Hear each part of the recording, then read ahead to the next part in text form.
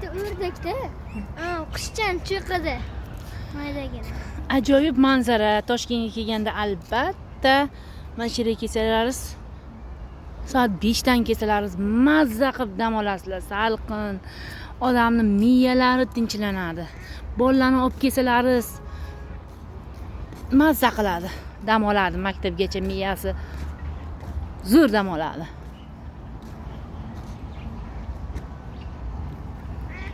Tabiat go'zalliklari, daraxtlar, kislorod to'la.